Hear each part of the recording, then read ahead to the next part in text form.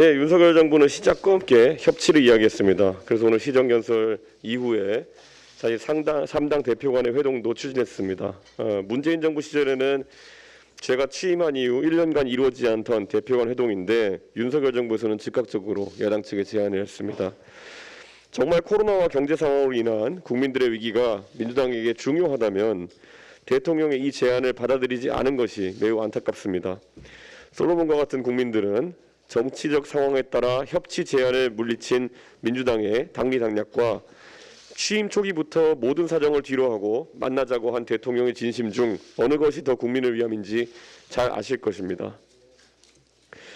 그리고 이제 윤석열 정부의 장관들에 대해 청문보고서 재송부 요청이 거의 마무리되었습니다. 저는 장관 후보자들에 대한 여러 가지 지적이 있지만 현재 코로나 등으로 인해 전염병 관리와 보건 업무의 최고사령탑인 보건복지부 장관의 임명이 늦어지고 있는 것을 우려하고 있습니다. 대통령께서 임명 여부에 대해 빠른 판단을 하실 수 있도록 요청을 이미 드렸습니다. 또한 지금의 대통령실은 과거 다른 정부에 비해 아직 컴팩트하게 구성되어 있습니다.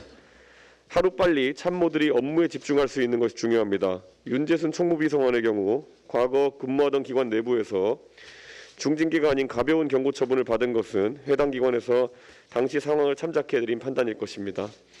하지만 시인으로 활동하면서 하였던 여러 가지 표현은 지난 20여 년간 바뀐 현재의 기준으로 봤을 때 일반적인 국민들의 시각과 큰 차이가 있습니다. 문재인 정부의 탁현민 비서관도 과거 남자 마음 설명서라는 책에서 서술한 내용이 부적절했던 점을 인정하고 사과했던 일이 있습니다.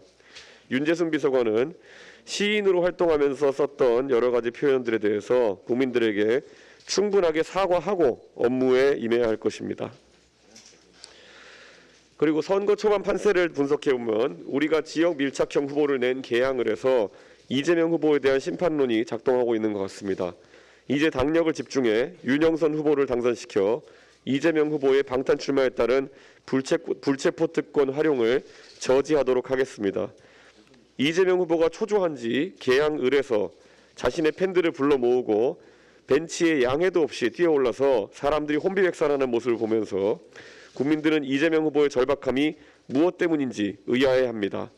대선 기간 중 대선에 지면 없는 죄를 만들어서 감옥 갈 것 같다라고 했던 이재명 후보의 발언과 결부시켜서 생각해보면 이재명 후보는 최대치적인 대장동을 벗어나 개항으로 달려갈 수밖에 없었던 다급한 사정이 있는 것입니다. 인천 계양구 주민들께서는 이 점을 참작해 주십시오.